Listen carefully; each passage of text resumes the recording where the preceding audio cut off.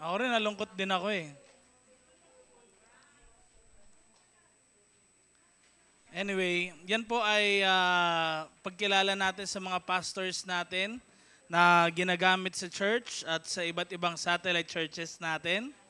And ganun din naman, bukas alam ko may surprise sa mga pastors eh. Kaya abangan na lang natin, okay? Secret na lang yun.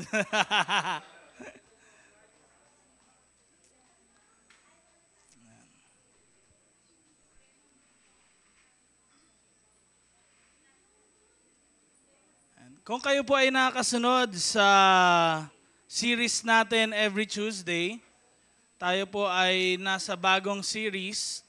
Kanina tinignan ko yung series po natin ng mga nakaraang buwan every Tuesday. Nung June pala nagsimula tayo ng series ng End Times, no?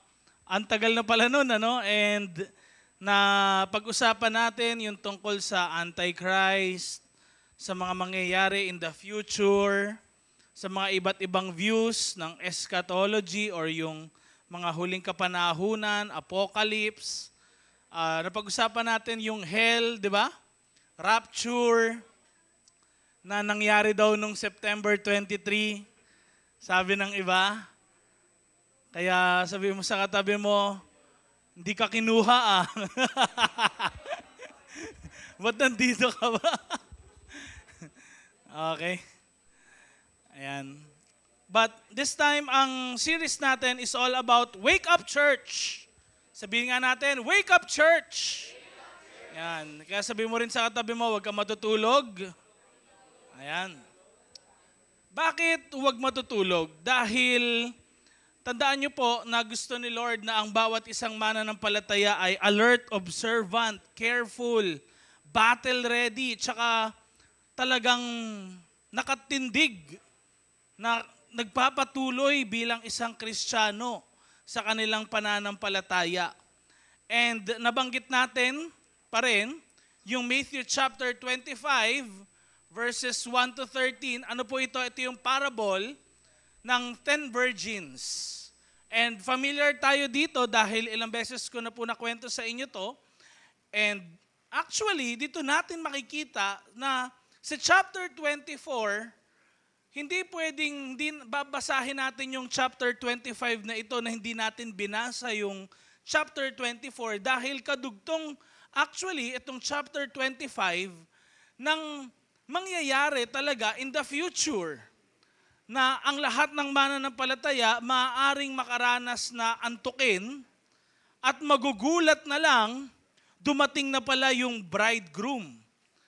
And ayaw natin, syempre, ang kahit sino man sa atin ay mahuli, ang kahit isa man sa atin ay hindi makaabot. Biruin nyo, yung bridegroom, ang sabi niya dun sa 5 foolish virgins na hindi ready, hindi ko kayo kilala. Yun yung mga katagang nakakatakot. Tama ba? And ayaw natin yun marinig sa ating Panginoong Diyos na buhay. Kung kaya ang bawat isa sa atin dapat ay alert. And ganun din na i-reiterate po ito ni Apostle Paul sa mga Ephesian Christians. Sa Ephesians chapter 5 verses 14 to 17, ang sabi po ay ganito, Wake up, sleeper, rise from the dead, and Christ will shine on you. So paano daw tayo gigising? Paano tayo magiging awake? Tingnan niyo po yung sabi, pagdating ng verse 15, Be very careful how you live, not as unwise, but as wise. So, take note dyan, yung bold letters. Be very careful how you live. Tayo muna ay manalangin, aming Diyos na buhay at makapangyarihan sa lahat. Tulungan niyo po kami na ang mensahe niyo po ay tumimo sa puso ng bawat isa sa amin. At ganoon din, Panginoon, maintindihan po namin ang iyong mga salita. Mangusap ka, Panginoon, sa aming mga buhay in Jesus' name. Amen and amen. So, Ang Tuesday po natin na ito, dito natin pinag-uusapan yung hindi nababanggit kapag linggo. Dahil ang pinag-uusapan natin ngayon, next slide please, ay societal problems. May problema po sa bayan natin. May problema sa mundo natin. Nung nakaraang Tuesday, kung matatandaan niyo po, ang naging pag-uusap natin is all about cancel culture versus kingdom culture.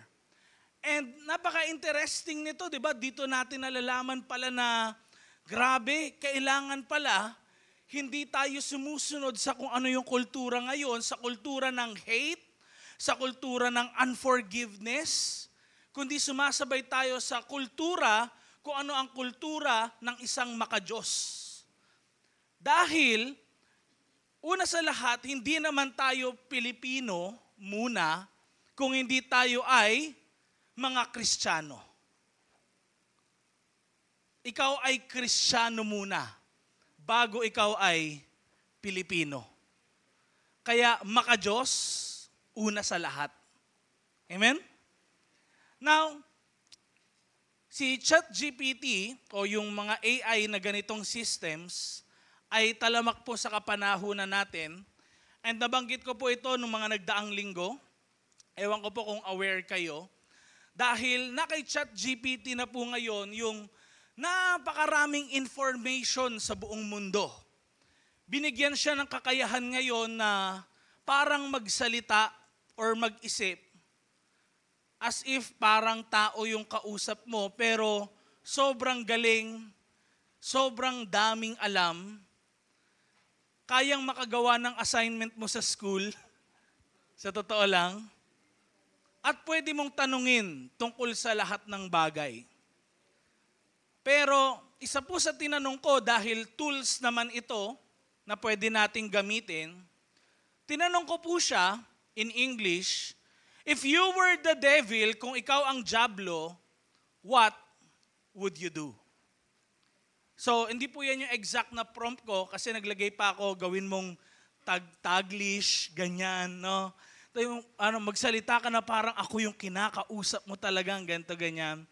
And ito na lang po, kinopy-paste ko na lang dito yung sinabi niya. Sabi niya, I won't waste my time trying to make you worship me. No, I'll just make sure you stop worshiping God. Ibig sabihin, hindi ko kailangang ubusin yung oras ko na sambahin mo ko. Sisiguraduhin ko lang na hindi mo sasambahin ang Diyos. Next slide. Sabi niya, I'll tell you, truth is relative. Ibig sabihin, ano po yun? May truth ka, may truth ako. Meron kang side, ibig sabihin, may perspective ka, meron din ako. Until, tinan niyo po sabi niya, nobody knows what's right anymore. I'll whisper, as long as you're happy, okay lang yan. Gawin mo kung anong gusto mo. Kung saan ka masaya. Next slide.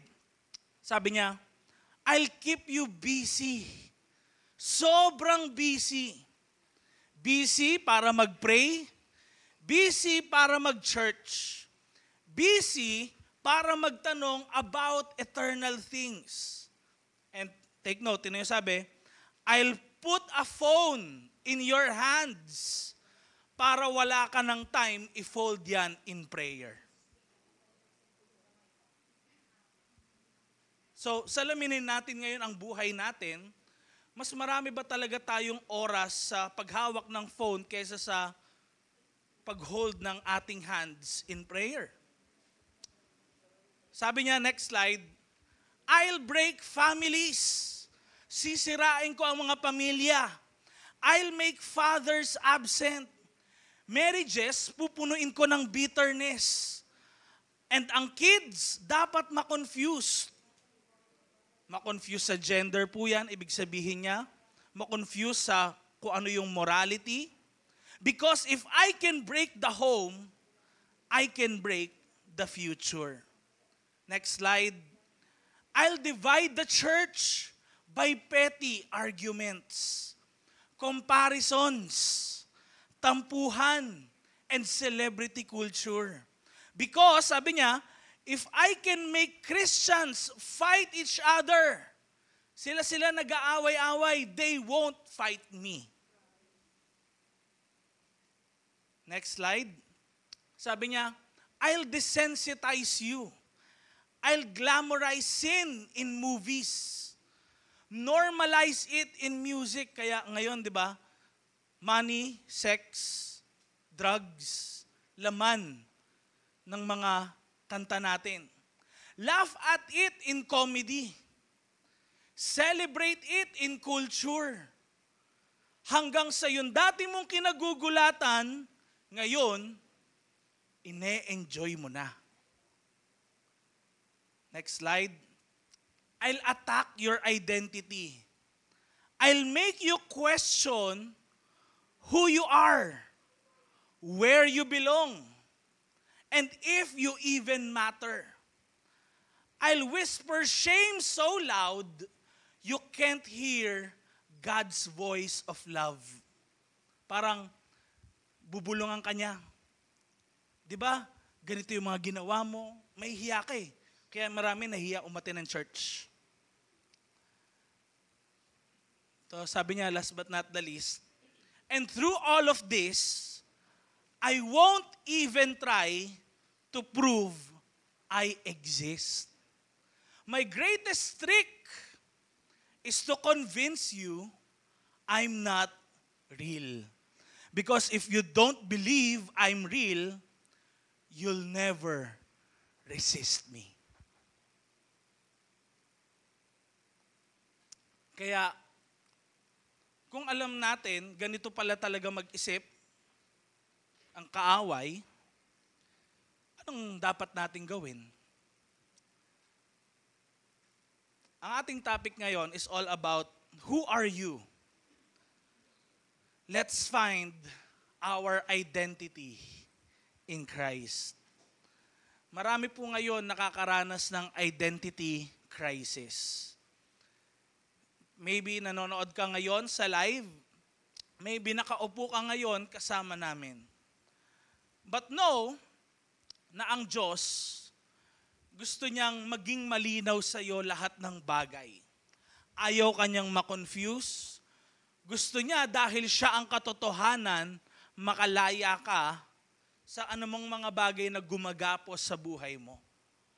Ang sabi sa Galatians chapter 3 verse 28, malinaw po na sinabi ni Apostle Paul ang ganito, so wala nang pinagkaiba ang Jews sa Gentiles, ang alipin sa malaya, ang lalaki sa babae.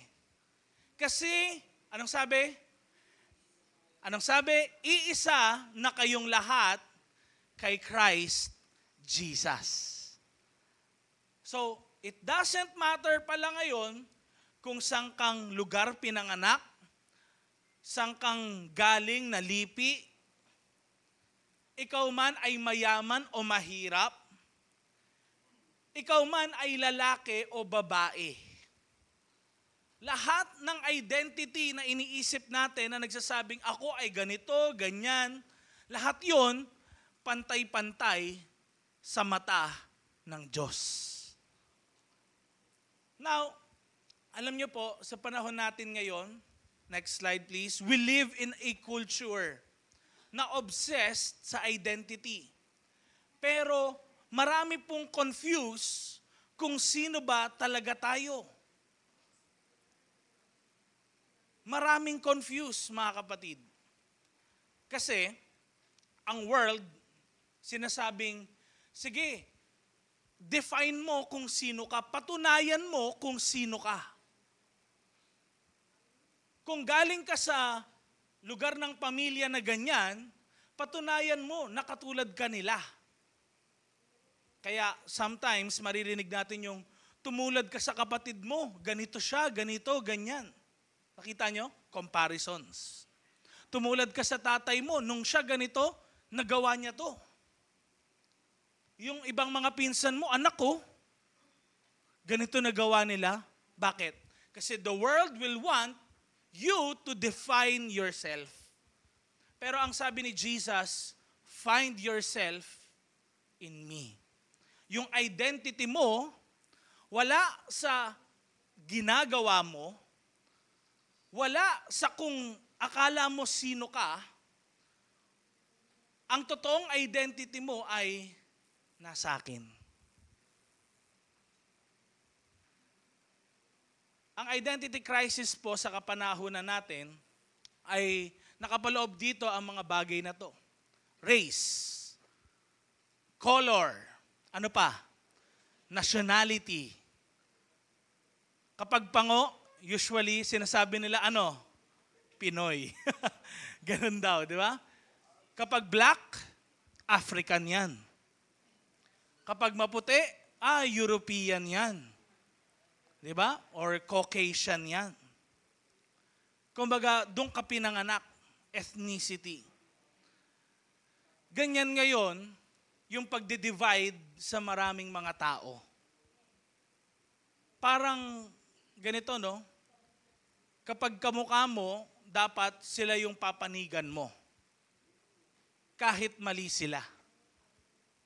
Ganun po na de-divide ang mundo natin. Gender ngayon din and sexuality. Ano na ba talagang totoong gender ko? Ako ba ay lalaki sa loob ng katawan ng isang babae? Ako ba ay babae sa loob ng katawan ng isang lalaki? Paano kung gusto kong maging parehas? And ngayon, merong feminism na extreme. Dapat wala na daw lalaki ngayon. At sabi nila, mas okay ang mundo kung konting-konti lang ang lalaki. Marami rin po nag-identify dahil sila ay naging victim, no? Nilalabelan nila ang sarili nila na minority, nakakaawa, at dapat tulungan. Pero in a sense na, yung pagiging victim nila, parang alam nyo yun, pa-victim na lang. Hindi naman talaga sila inaapi, pero sila yung nangaapi sa words nila, pero nangaapi sila dahil sa sila daw ang victim. Alam niyo po, sa panahon natin ngayon, parang gumugulo ng gumugulo. Pero remember, kailangang ready ka. Kailangang alam mo kung ano yung identity mo. Mga kapatid, if your identity comes from labels, culture o kaya personal feelings, laging magbabago yan. Kanina masaya ka, mamaya malungkot ka na, bukas, katamtaman lang o tinatawag nilang sakto lang.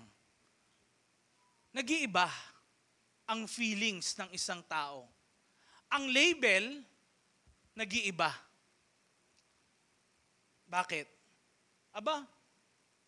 Kahit nga rin nationality mo pwedeng palitan.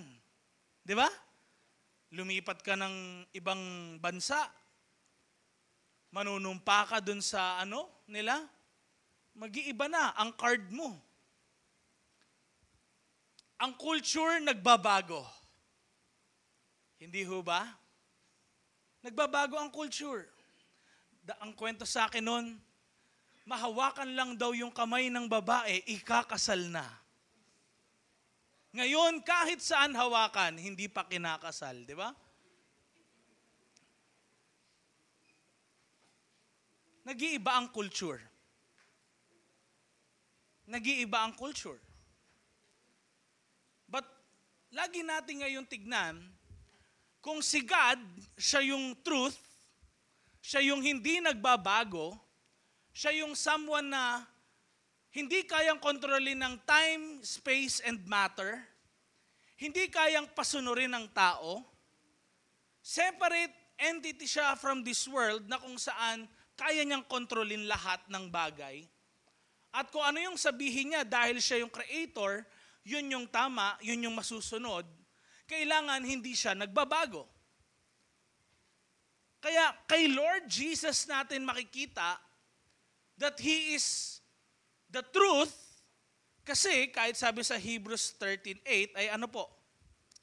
Jesus is the same yesterday, today, and forever.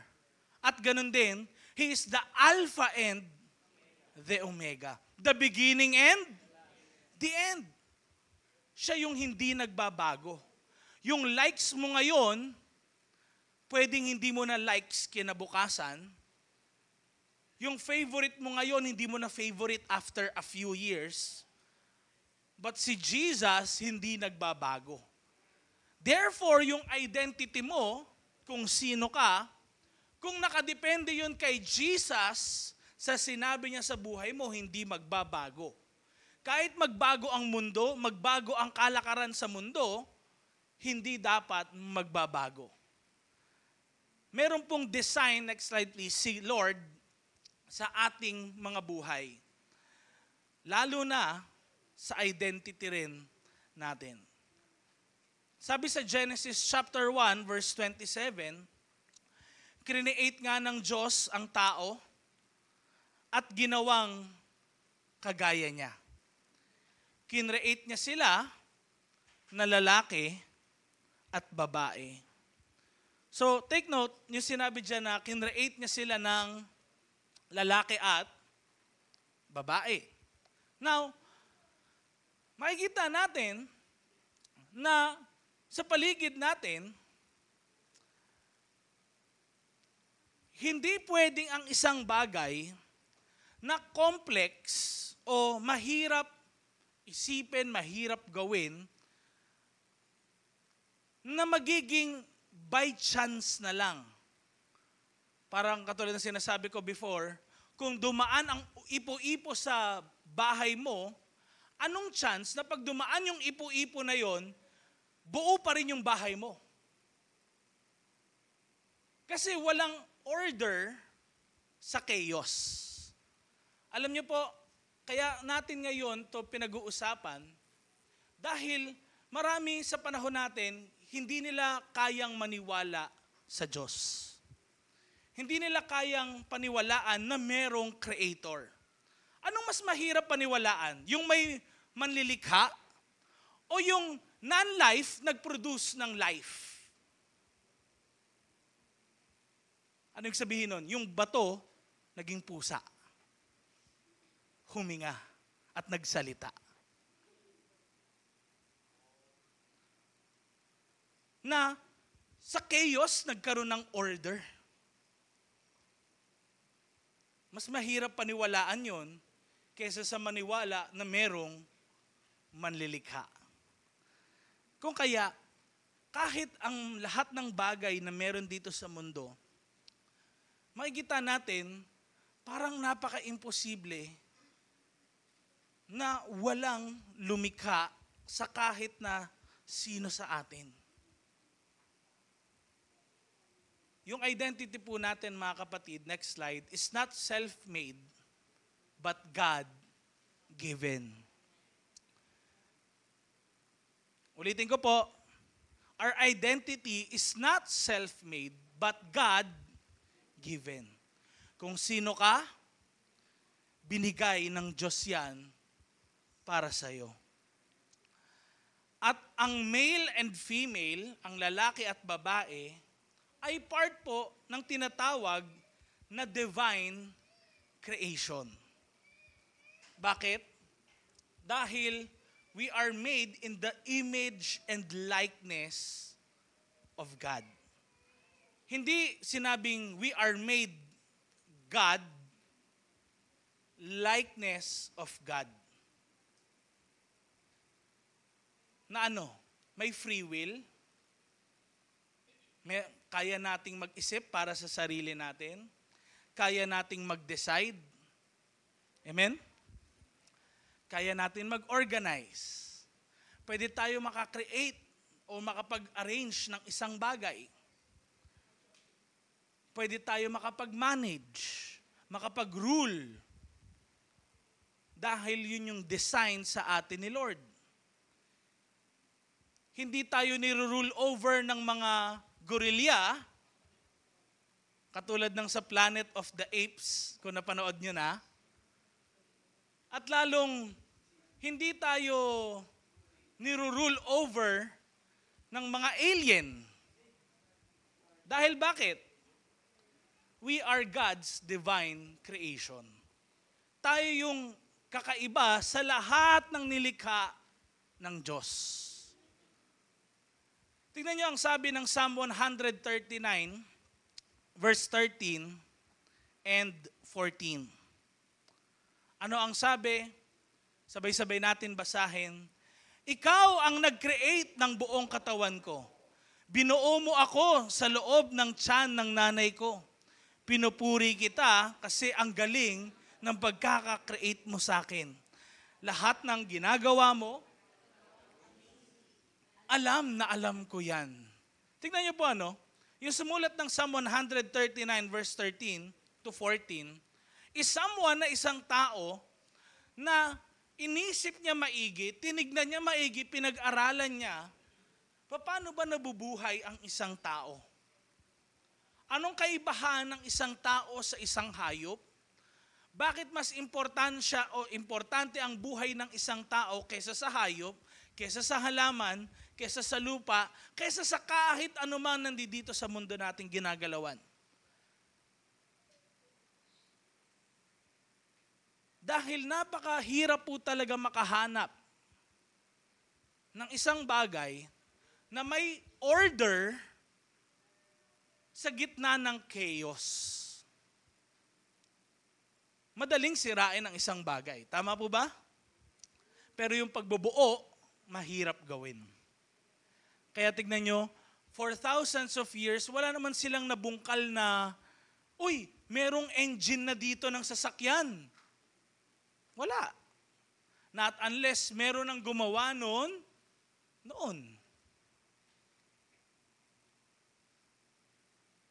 Kaya nga, the earth was without form. Ang problema po sa atin, nilalabanan natin yung natural way kung paano tayo nilikha ni Lord. Alam niyo po, hindi tayo galit sa members ng LGBT community. Truly, we love them. Ang gagaling nga nila mag-joke eh. Natatawa tayo sa kanila talaga. Iba yung sense of humor ng mga, di ba?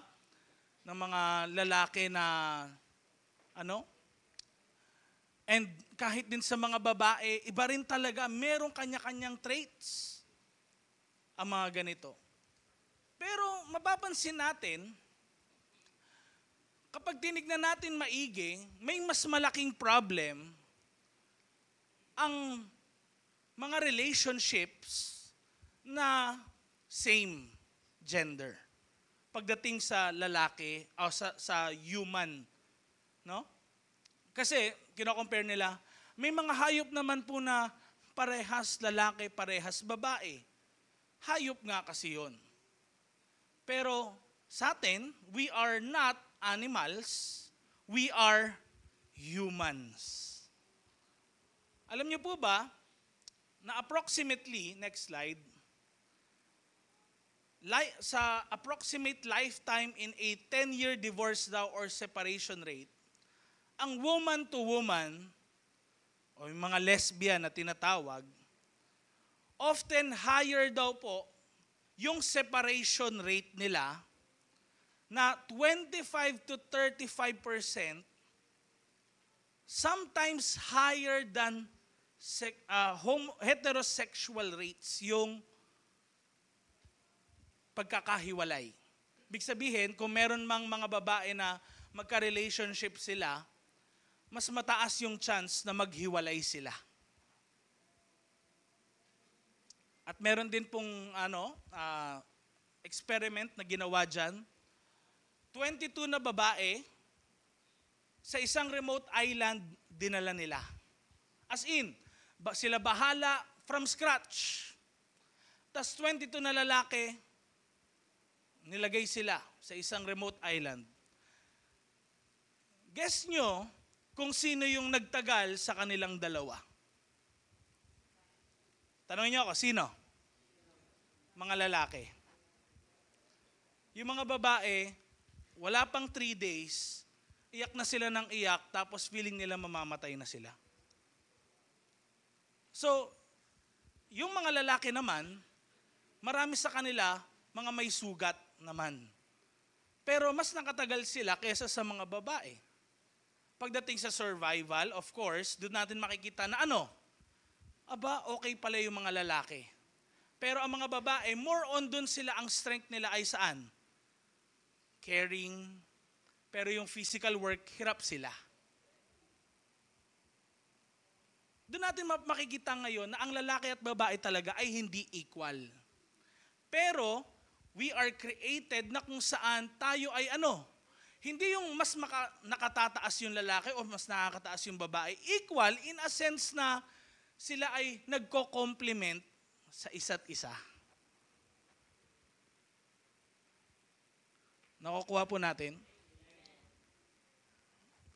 Ang mga babae lang, syempre may mga strengths talaga sila na wala yung lalaki. Kaya tignan nyo, bakit ang mga lalaki more on mas mabilis na mamatay o mas madaling mamatay? Sila kasi mga lalaki yung mga risk takers. Usually. Magi-skateboard yan sa bundok. Walang break, no? Ang ganun, napapanood natin. Sila yung mga tatawid ng isang lubid, building to building. Ganun ang nangyayari. Pero mga babae, di ba? Ano masabi natin? Grabe yung care nila, attention nila, pagtuturo, tiyaga, lahat ganun eh. And, tinan nyo, may matututunan tayo sa isa't isa. Tinan nyo, kaya mahaba buhay din ng mga babae. Pag nagkita yan, uy girl, ang ganda naman ng makeup mo ngayon. Uy, ang ganda naman ng suot mo. Tayo mga lalaki, anong nangyari? Walang ganun. Di ba? Di man lang natin kino-compliment yung isa't isa. Parang, di mo man lang nasabi na, uy, gwapo mo ngayon ah. Di ba? Kasi kapag sinabi mo yun, ano sabihin? Di ba? Ganun tayo, pero yung mga babae, kaya tingnan nyo, mas mahaba buhay nila kaysa sa atin. Hindi, kailangan matutunan natin yun eh. Kaya tuloy yung iba, di ba, nahihiya kapag manliligaw yung lalaki. Kasi bakit? Wala kasi nagsasabi sa akin, gwapo ako eh. Ako lang eh. Magulang mo lang. O, di ba? Pero dito natin makikita, yung same relationships, hindi talaga mag-work out. At kung mag-work out man, pwedeng mahirap yung mangyari. Parang ganito yan, nag-chop ka ng gulay. Anong ginagamit nating pang-chop? Kutsilyo. I-try mo cellphone mo, gamitin mong pang-chop. Makakapag-chop? Yes, hindi makakapag-chop din. May nakita ko yung Oppo na cellphone ba yun? Nakakapag-chop ng gulay. Pero, meron ding number of times lang na pwede mong gawin yun. Hindi all throughout. Kasi bakit yung cellphone hindi inintend na mang-chop? Nakuha natin ngayon. Ganon din sa lalaki. Hindi lang to babae. Tignan nyo, no? Alam nyo ba, pakita nga natin, next slide. Men having sex with men, ang sabi daw, sa hiv.gov, tignan nyo na lang po, nandiyan naman yung mga details, PMC, cdc.gov.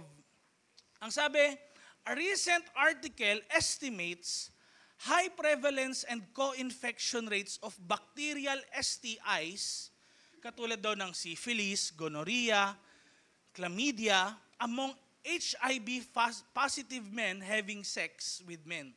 Alam niyo po, pag nakita niyo yung percentage, kahit nito lang, 95% ng mga lalaki merong sexual relationship with men, nakakakuha ng sexually transmitted disease. So tignan nga natin yung video na to. Ready ba? Pa-check na lang natin video. 1 minute lang ata yun. 95%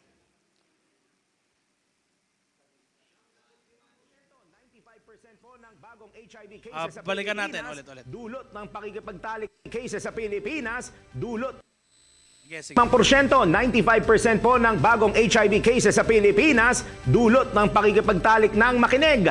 Lalaki sa lalaki. Ayon po yan sa DOH. Narito ang news scoop ni Ralph De La Cruz. Kinumpirma ng Department of Health na ang paglobo ng bilang ng mga tinatamaan ng human immunodeficiency virus sa Pilipinas ay dahil sa pagtatalik ng lalaki sa lalaki. Batay sa record ng DOH, 75% ng mga bagong kaso ng HIV sa bansa ay nakuha sa pakikipagtalik ng mga lalaki sa kapwa nila lalaki at hindi nagmula sa mga sex worker. Ayon kay Health Secretary Ted Herbosa, sa kanilang pagtaya, aabot sa 400,000 katao ang magiging persons living with HIV sa taong 2030 kung hindi nila pipigilan ang pagsirit ng kaso ng HIV. Nauna nang binigyang diin ng kalihim na ang Pilipinas ang nangunguna ngayon sa buong mundo na may pinakamabilis na pagtaas ng bilang ng mga nagkakaroon ng HIV. Kasunod nito, sinabi ni Secretary Herbosa na nakipag-ugnayan na siya kay Pangulong Ferdinand Marcos Jr. para sa pagdeklara ng National Public Health Emergency kaugnay sa tumataas na kaso ng nasabing sakit. Para sa News Scoop, ako si Ralph De La Cruz. Nagbabalita ng tama, naglilingkod ng tama. Thanks for... Ayan. So, ito hindi po kami galit. Actually, kaya natin ito sinasabi dahil may dangers. Mahal natin talaga sila. Inuulit ko po, mahal talaga natin sila. Pero katulad ng sinabi ko, next slide please. The Lord has a natural design for creation. Ulitin ko po, the Lord has a natural design for creation. Meron talagang pagkakalikha ang isang bagay, may purpose yan. Ito na nga lang outside outside same-sex relationships. Kapag ang isang tao overwork, overfatigue, ano mangyayari? Magkakasakit. Kapag ang isang tao rin naman hindi nagtatrabaho, hindi kumikilos, ano mangyayari rin? Nagkakasakit. Bakit? Yung overworking, hindi intended ni Lord yun. Na mag-overwork ka, kaya nga merong day of Sabbath, may day of rest. At hindi rin gusto ni Lord, kaya nga si Paul, pag binasa niyo yung mga niya, sabi niya, yung mga nagtatrabaho, ibigay sa kanila yung dapat na compensation sa ginagawa nila. Yung mga tamad, wag bigyan, sabi niya ganoon. Bakit? Kasi alam ni Paul na meron tayong natural na pagkaka-create sa atin ni God. We are created to work, pero hindi yung over-fatigue na. Sobrang pagod na talaga. Amen? Hindi rin tayo kinreate ni Lord na tamad. So, dito natin makikita, if we go against the image and likeness He gave us, our lives will become difficult.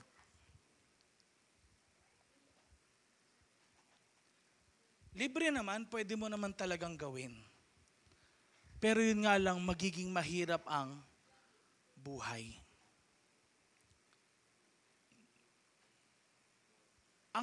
Ang point natin dito, hindi yung mamahiya, hindi ganun Dahil compassion. Gusto natin makatulong para hindi nila pagsisihan. Amen? Next slide, please. How today's culture distorts identity. 3 bagay. Sa panahon din ngayon, abortion na ang nagiging pamamaraan ng mga tao. Feminism na extreme. Race and labels. Now, mapapansin nyo, bakit nakalagay dyan, Pastor, abortion? Anong relationship sa pinag-uusapan natin ngayon? Alam nyo po, next slide, sa Philippines po kasi, abortion is illegal. Illegal ho. Pero, yung mga online movements na napapanood ng mga tao, kaya mga pastors, hindi po tayo dapat talaga maging silent sa mga social issues ngayon. Kasi kung hindi natin to pag-uusapan sa loob ng church, pag-uusapan nila yan sa labas. At ang mas papakinggan ng mga taong dumadalo sa church ay ano? Boses sa labas. Oo, ngayon, sa online platforms, pineframe na yung abortion ay women's freedom. Pero ang reality po nun, it devalues both the woman and the child. Bakit? Because today's culture says, next slide please, my body, my choice. But the Bible says sa 1 Corinthians chapter 6, verse 19 to 20, you are not your own. You were bought at a price. Parang ganito yan. Isang tao na sinisira niya lang lalo yung sarili niya. Hindi naman ho tayo dito yung hindi nagpapadalo ng hindi na naninigarilyo o umiinom eh.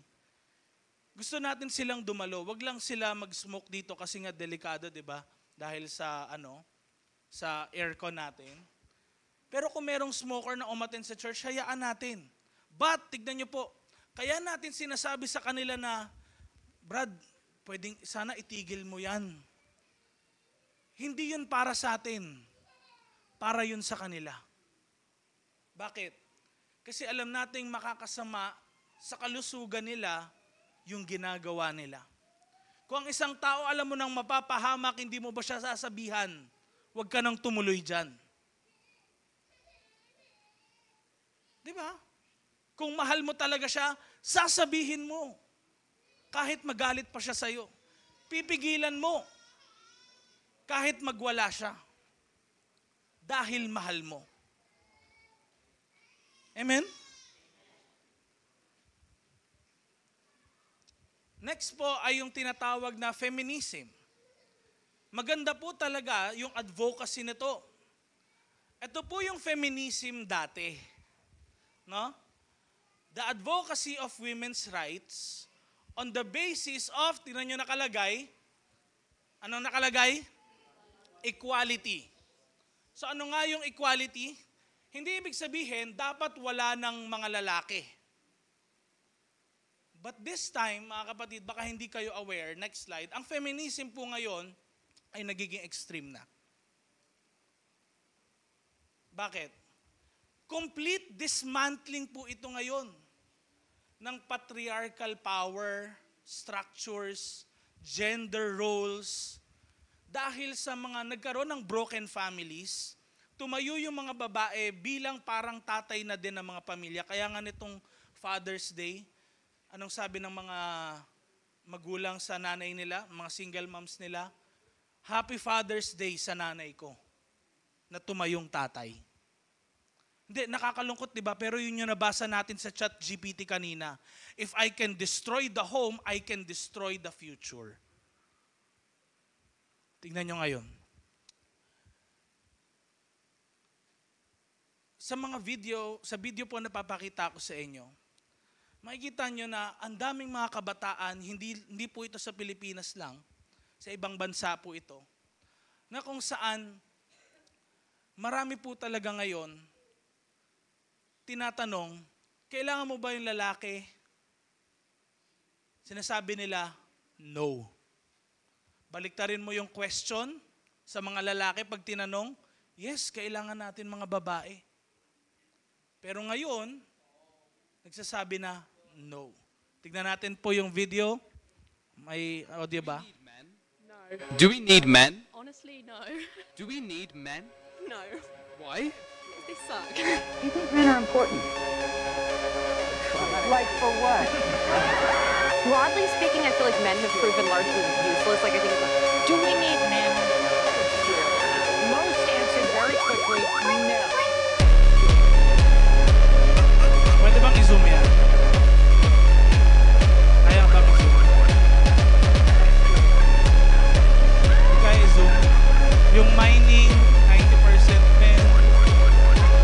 Yung mga workforce, 80% men. Military, 84%.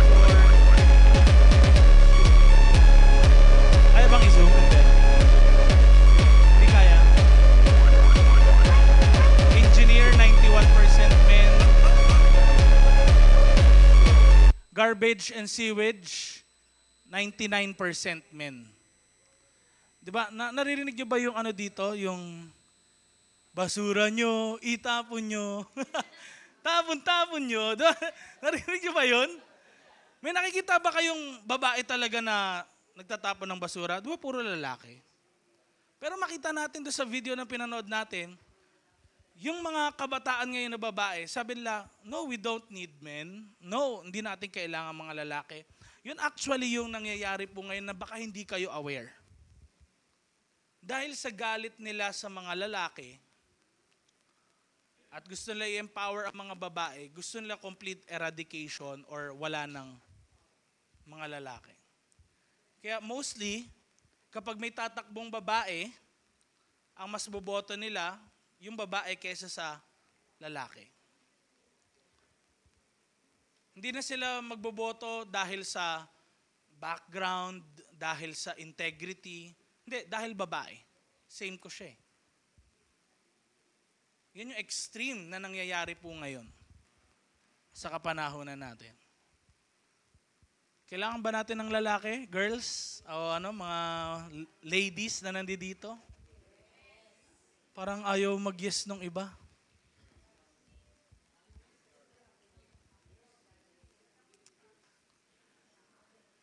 Wala daw kasi magdadala ng basura, wala magpa-plancha, wala magsasaing. Mga tigasin daw, mga lalaki, di ba? Tigalinis, tigasaing, iba pala. Parang may sinasabi to si Rodel, Che, de joke lang. Next slide, please. Next slide. It's all about, yung extreme feminism po, it's all about women empowerment.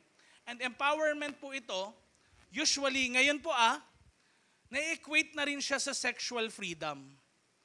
Parang lalaki lang ba ang may karapatan na maraming sexual partners? Hindi ba babae din? Kaya po sa totoo lang, yung number din po ng mga prostitutes ngayon, yung mga number din po ng sexual workers na babae, parami ng parami. Baka hindi po kayo aware na dumadami talaga sa buong mundo. Na pumapasok na lang sa tinatawag daw nilang OnlyFans.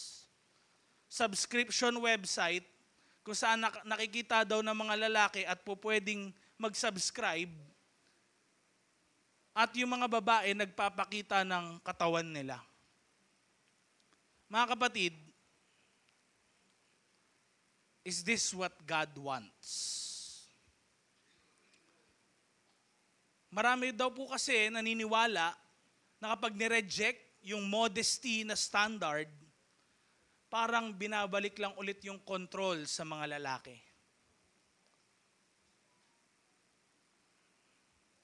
Today's culture says, next slide please, I don't need men. I'm a strong, independent woman who can do everything that men can do. But the Bible says, Ephesians chapter 5, verse 21 to 25, paraphrase ko lang po ito, yung kung ano lang yung gist. Men and women are equal in value. Magkaiba ng role. Amen? Magkaiba ng role, pero united in Christ. Noon po, tinatawag ang mga lalaki na haligi ng tahanan. Bakit? Tingin niyo po, bakit? Sila kasi ang protector. Sila yung shelter, provider. Sila nagde-defend. Mas malakas po talaga physically ang mga lalaki kaysa sa mga babae. And wala makakapag-defend sa family niya, na asawa niya rin, kundi lalaki lang din talaga against other men. Bakit tinawag na ilaw ng tahanan ang babae? May idea kayo? Ano daw? Hindi, sige, bakit? Ba't nahiya bigla? Bakit ilaw? O liwanag ng tahanan? Ano? Bakit nga? Ba't tinawag na liwanag?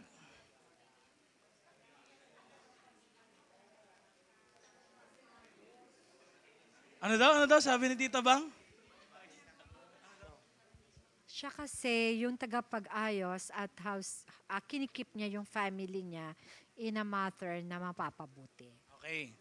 So, in a way na kung saan ang mga anak din nila, dahil nga madalas kahit noon po, wala lagi yung lalaki sa bahay. Noon, ang talagang physical worker, syempre nagtatanim, nagbubuhat, hindi yung nanay, tatay. Ngayon kasi, office work, pwedeng gawin ng lalaki at babae eh. Di ba? Hindi naman siya yung magbubuhat ka, hindi naman siya yung physical work talaga na sobrang nakakapagod. Kaya ngayon nakakapagtrabaho na yung ano. Pero dito rin natin makikita yung liwanag. Anong ginagawa ba ng liwanag? Nagba-brighten up, nakikita natin yung hindi natin nakikita. Dito natin makikita na ang mga babae rin, meron silang perspective na hindi nakikita ng mga lalaki. Sila yung more on caring, nourishing. Hindi mo maalagaan ang isang bata. Hindi mo maayos yung loob ng tahanan kung walang ilaw. Hindi, real talk, di ba? Kung walang ilaw. Paano kayo magkakakitaan? Paano kakakain? O subo na anak. Tas, na-dodge niya pala, di ba? Nakita niyo ngayon? And na-realize ko lang din, sa relationship pala, kapag ang babae hindi masaya, malungkot. Malungkot parehas. Pag masaya ang babae, masaya parehas. Sabi ni Che, ano daw, happy wife, happy life. Totoo ba yun? Siya nagsabi ng yes. Taas kamay, taas kamay. Huwag kayo maya. Taas kamay. Ba't di kayo nagtataas ng kamay? Ayaw nyo? Siya nagsasabing, hindi. Sige, hindi. Taas kamay. Ba't hindi ako sure? Pero sa totoo lang po, sa panahon natin, kailangan parehas happy. Yun talaga, kailangan parehas happy. Kung babae lang masaya, it's a room for disaster na rin. But nonetheless, dito natin makikita ngayon na ang men and women, may equal value yan. Bakit? Kasi may iba silang roles na ginagampanan. Hindi po pwedeng magawa mo yung parehas na role. Nuulit ko po, hindi mo pwedeng gawin yung parehas na role. Nakakita na ba kayo? Business owner siya lahat. CEO, siya lahat. Siya yung delivery driver, siya yung accountant, siya yung magi-interview ng ng papasok sa kumpanya, siya rin janitor, siya lahat. Nakita na kayong ganon? Hindi pwede. May position, ibig sabihin, merong role. Ganon din sa lalaki at babae. Next slide. Race and labels ngayon. Today, mga kapatid, ang identity ng mga tao nasa kulay na. Nasa social class. O kaya nasa oppression status. Ano yung oppression status? Yung parang halimbawa, galing kasi ako sa broken family. Ako kasi PWD ako. O naintindihan naman natin yon yung mga oppression status. Black kasi ako. Ganito kasi yung race ko. Dito kasi ako nakatira. Pwedeng may mga oppression status na ganon. But in which, mga kapatid, ang totoo nating identity naman talaga, next slide please, ay hindi naman Pilipino, Amerikano, black, or white. Ang identity talaga natin ay wala dito, hindi makikita dito, kundi na kanino? Na kay Jesus Christ. Kaya sinasabi ko sa inyo at pinapaulit-ulit ko sabihin, una sa lahat, Kristiyano ka. Ulitin ko po, una sa lahat, Kristiyano ka. Ulitin ko, pangatlong beses, una sa lahat, Kristiyano ka. Next slide.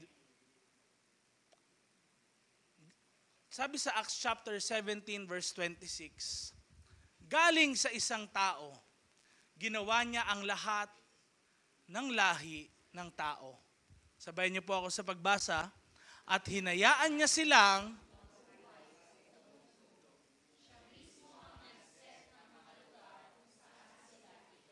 So, dito natin makikita na ang manlilikha, ang creator, God na pinaglilingkuran natin, siya mismo yung nag-divide, siya yung nagtakda ng lahat. Siya yung nag-arrange. Ang may last say, ang nag-identify sa'yo, hindi yung, doon kasi ako pinanganak hindi. Si Lord nga nag-ayos ng lahat eh. Tinakda niya lahat. Okay, dito titira yung mga Pilipino, dyan. Papuntahin ko nga sila doon. Siya na nag-guide sa mga ancestors natin. Nakuha natin? Hindi yun parang, mainit kasi sa Africa kaya may itim tao doon. Hindi ganun eh. Kasi pag binasa nyo rin po, kahit sa sa mga letters ni Paul, may tinawag siya doon din na lalaki na maitim. Kahit European. No? Next slide. The danger of identity without Christ. Pag wala si Christ sa identity natin o hindi na kay Christ yung identity natin, may division lagi. May division lagi. Bakit? Race ko, race nila. Bansa ko, bansa nila. Kaya tignan nyo, sino may-ari ng South China Sea? Sino may-ari ng West Philippine Sea? Sino ba talaga? Hindi, totoo lang, sino ba talaga? Pilipinas ba talaga? China ba talaga? So pag nauna ka, sa'yo na yon.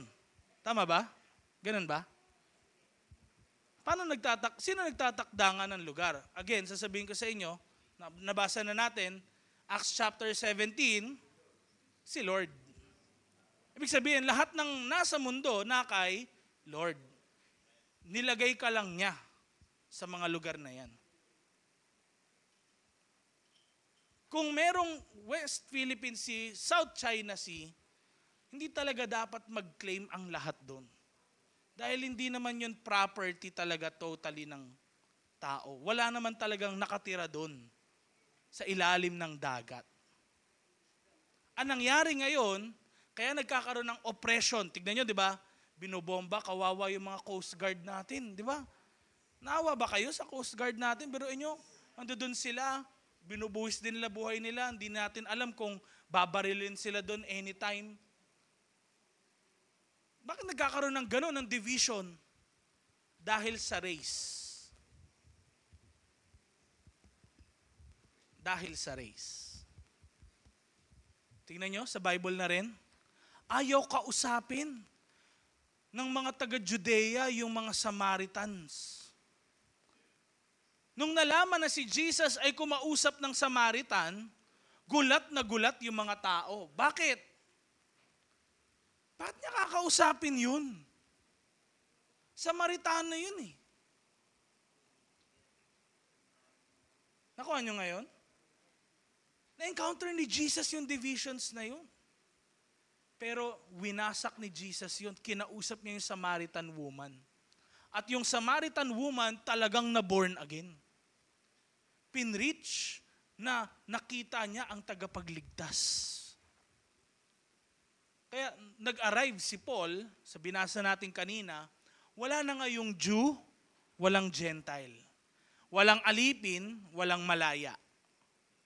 Walang lalaki, walang babae. Iisa na kasi lahat. Sa mata ng Diyos, pantay-pantay. It leads then, kung wala si Christ, ano nangyari? Confusion. Endless labels. Endless. Katulad nun, hindi ko alam na marami palang kaduktong yung LGBT. May Q, may I, may A, may plus. Hindi, sa totoo lang, doon natin makikita ngayon, kahit din sa identity natin sa buong mundo, labas natin sila sa usapan, ang dami ngayon. How do you identify yourself? Anak ako ni ganyan, kay ganito. Galing ako sa ganito. Ngayon, nagkakaroon na tuloy ng paggugrupo-grupo sa utak ng mga taong makikinig. Di ba ang nangyayari? Pag ikaw pinanganak sa lugar ng Visayas, Bisaya ka, di ba? Alam nyo ba sa Facebook ngayon, merong Luzon versus Bisaya? Na nag-aaway ang mga taga Luzon at Bisaya. Tapos nag-aasaran sila sa isa't isa. Baka hindi kayo aware doon. Pero dito natin makikita, may confusion kasi bakit? Nawawala kasi si Christ.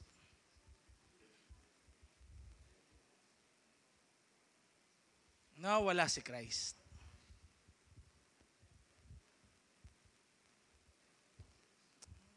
John, last but not the least, John, last danger, it leads to destruction. Pagkawasak. Bakit? Pag wala si Christ, okay na lang yung abortion, okay lang na manloko sa family, okay lang na hindi sundin o gawin ng tatay yung responsibility niya sa anak, broken family, nire-reject din ang image na binigay ni Lord. Next slide, please. Pero may pag-asa. Bakit? Tignan niyo sabi, John chapter 1 verse 12. Pero ang lahat ng tumanggap at naniwala sa Kanya, ano daw? Binigyan niya ng karapatan maging mga anak ng Diyos. May pag-asa. Sabi mo sa katabi mo, may pag-asa. Amen? Next slide. 1 Peter chapter 2 verse 9. Anong sabi? Pero kayo ang lahing pinili. Mga priest kayo ng hari. Ang banal na bayan ng Diyos. Pinili para i-preach ang mga nakakabilib na ginawa ng Diyos. Tinawag niya kayo galing sa dilim papunta sa liwanag niya na sobrang ganda. And last verse natin, sabay-sabay natin basahin. Tayo po ay tumayo. Nire-remind tayo ni Paul through Colossians chapter 3 verses 2 to 3 ng ganito. Sabay-sabay po natin basahin. Isipin nyo,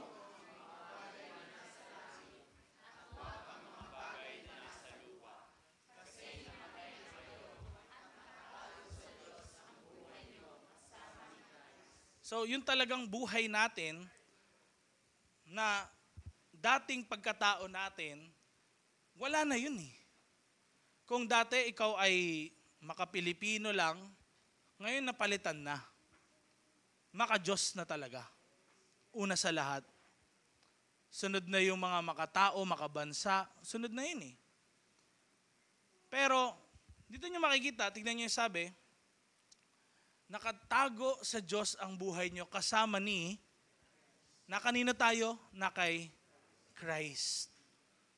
Kaya sino tayo ngayon? Sabay-sabay natin basahin. Next slide. Who are you? You are not your race, your gender, your status, or your feelings.